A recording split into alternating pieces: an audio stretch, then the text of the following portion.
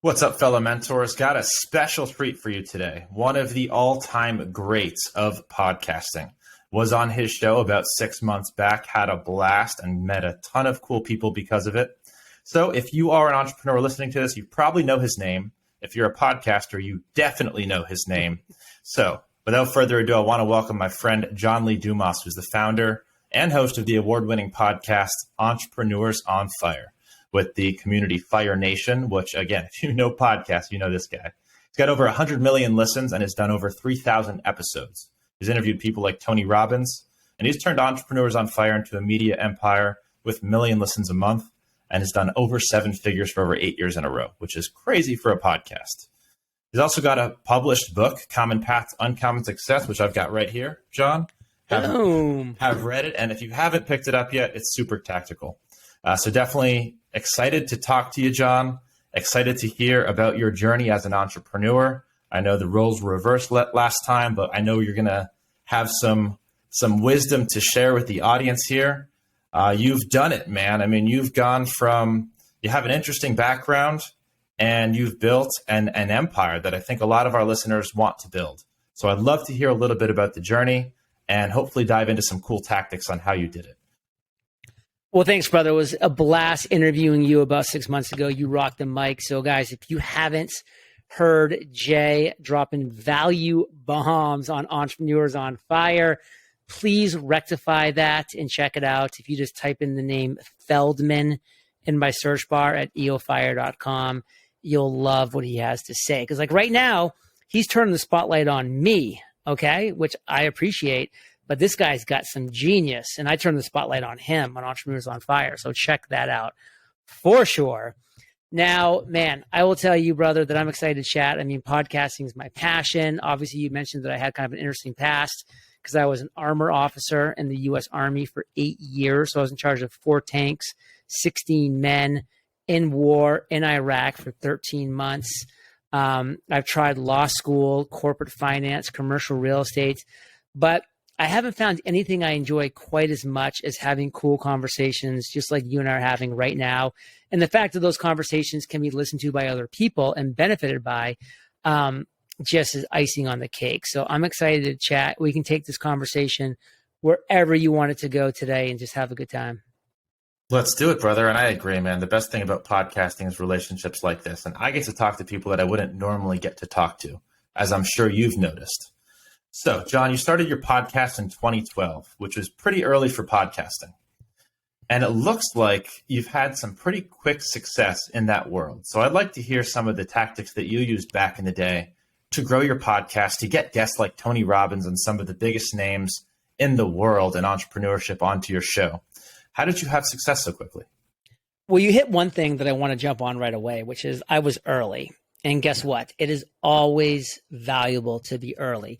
Sometimes you can be too early. That's why they say pioneers are the people with arrows in their backs, because you can be too early when there's not enough of an adoption of something, and maybe that thing never gets going. And I wasn't too early because podcasting had legs. It had some validity, but it still was kind of like, off to the side. Not many people knew about it. And this is, again, back in 2012. And so I started at the right time. Not too early, but still early, and definitely not, as some people would say, past its prime dates. I was not past the prime date for starting a podcast.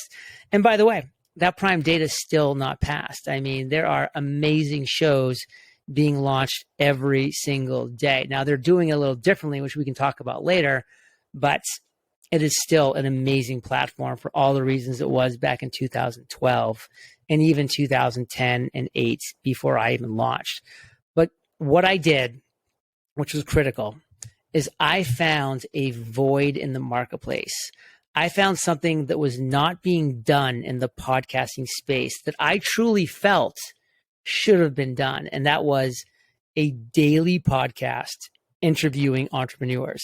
There was a handful of other podcasts that were interviewing entrepreneurs on a weekly basis, but nobody was doing it 7 days a week.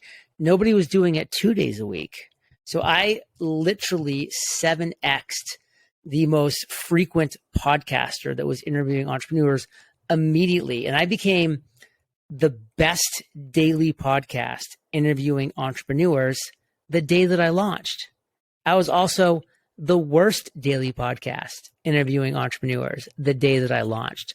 I was the only daily podcast interviewing entrepreneurs. So going back to being the best, guess what? If you can be the best solution to a real problem in this world, you are going to win. And lucky for me, the lack of a daily podcast was a real problem. And I filled that void and I won majorly as a result. I turned Entrepreneurs on Fire in 13 months into a multi-million-dollar a year podcast. And it's been that for 9 consecutive years. It sounds like timing played a huge role here. And Huge. I saw some crazy statistic on podcast listeners. They are very loyal to only a few shows, but they want the content every day. So you were able to provide that on their way to work. They're much more likely to continue to consume if you give them a constant feed of content. So that is great and grows quickly. And you got to meet some really cool people. Talk to me about some of the people that we were able to interview on your show during those early years. So, I mean, during like 2008, 9, 10, 11, as I was getting into entrepreneurship, I was reading books voraciously by Tim Ferriss, Gary Vaynerchuk, Tony Robbins, Barbara Corcoran. And sure enough, I launched the podcast. Now I'm having one-on-one conversations with these people, just like you and I are having right now. And it was amazing. It was surreal. It was so cool and so fun to be able to have these conversations with awesome people that I looked up to, that I admired, that I never would have gotten an audience with had I just said, hey, can we jump on a call? These people couldn't just jump on a call with anybody, but they could be a guest on a business podcast, interviewing them about their area of expertise. And so that was just a super cool opportunity. I got to talk to those amazing people and build relationships, build credibility. Because guess what? If I'm interviewing Tim Ferriss, I'm taking some of his credibility and sprinkling it on myself. I'm taking some of his authority and some of his just overall awesomeness and associating it. Just like we say, oh my God, he's friends with that person, then that person's awesome. So he must be kind of cool too, or she must be kind of cool too. It's that same kind of vibe. And that was so cool. And a lot of people now have similar podcasts where they're interviewing entrepreneurs and will commonly use their biggest guest as leverage, as credibility to attract the next biggest guest. And it seems like that's had some part in securing some of those names that you've had, which is very cool. Yeah, big time. So this is a Mentors Collective podcast. I'm big into mentorship.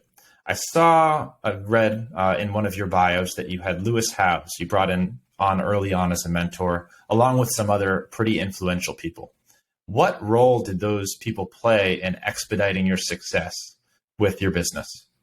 So I love mentors. I'm all about the right mentorship. And as I wrote in my book, to me, for most people, the right mentor is somebody who is currently where you want to be in about a year's time. And so my first mentor was Jamie Masters. She was about 16 months into her podcasting journey. She had a lot of episodes out. She was interviewing millionaires. I listened to her all the time. I found it very fascinating, very interesting. And I was like, wow, she is where I want to be at about a year's time. She is a successful business podcast host. I want to be a successful business podcast host. Well, I hired her. She was my mentor, invaluable, launched my podcast. Now, fast forward about a year, I launched my first product, Podcaster's Paradise. I'm actually wearing that shirt as we speak right now, Podcaster's Paradise. And I wanted to sell this product. It was a course on how to create, grow, and monetize your podcast. And I knew the best way for me to do that would be via a webinar. I just knew that was going to be the best way for me to sell Podcaster's Paradise. So I said, well, who's been doing webinars for a while? And I looked around and Lewis Howes was the guy in webinars. And so I reached out to him. I said, hey, I would love to invest. I want to learn how to do webinars. What would it take? And he said, hey, it's going to be $12,000 to hire me as a coach. And that was, and still is, that's just a lot of money. But back then, like, it was a lot of money. It was like, more than 10% of my total worth at the time, my total net worth. So I was like, man, that's a big, big number. So I said, is this something that I really want, that I really think is going to take me to the next level? The answer was yes. I knew Lewis was the guy to get me there. I hired him. And guess what? My first webinar, I did $14,000. And guess what? I would not have come close to that number without Lewis House. So that just kind of example of mentors and finding the right ones shows why it's absolutely critical. That's helpful. And you also run masterminds and have been involved in masterminds for a long time, which is kind of another form of mentorship and a way to get connected with some of these high profile mentors, as you would say. Talk to me a little bit about some of the mastermind experience that you've been in, and is that something entrepreneurs should think about getting more involved in? To me, masterminds are critical for every entrepreneur on their journey. When I was in pre-launch mode for my podcast, I joined the podcast mastermind, which was unbelievable. It was critical. It was 10 podcasters, me being one of them, who were all in pre-launch mode. And we had the mastermind leader, Cliff Ravenscraft, the podcast answer man, was guiding us on this journey. And it was a incredible journey. So much learning, so much support, so much accountability. All those things are so critical. Also, about a year later, I actually started and ran my own masterminds called Fire Nation Elite, where I brought in 50 and then I actually upped it to 100 of people that were in my audience that wanted to be part of a mastermind, that wanted my guidance, that wanted accountability, that wanted to be around a group of like-minded people. And by the way, many people that were in Fire Nation Elite back in 2013, they are still friends of mine. I mean, I just actually interviewed one of them last week, Austin Netzley. He was an original Fire Nation member, and I stay in touch with a number of those individuals. And then about a year after that, I actually created and joined as a creation / joined with just 3 other people, a mastermind. So there was 4 of us, and we met every single week. We were just a peer-to-peer mastermind every week. And as I wrote in the book, The Common Path to Uncommon Success, we had a specific structure for that mastermind to ensure that we were maximizing that out. And every week I knew that I was going to have to show up to that mastermind. And guess what? I knew I had to get stuff done because my mastermind was going to hold my feet to the fire. They were going to hold me accountable. They were going to give me great advice on things I needed the great advice on. So that was a critical part of my journey. Yeah, I agree with you. Masterminds have been transformative as an entrepreneur and in networking. All right, John, final question. We spoke a little bit about it's not too late for podcasting. And as I'm sure you've noticed, there's a lot of shows now where people are interviewing entrepreneurs, some even daily. What are some of those things that you mentioned earlier that people can do differently to stand out as a podcaster and get listeners and have a successful podcast? It's a good question to end on because it's really where we began. Yeah. You have to be the number one solution to a real problem. Don't be a pale, weak imitation of other podcasts that are currently successful. Nobody wants that. They want the real, true, authentic version of you.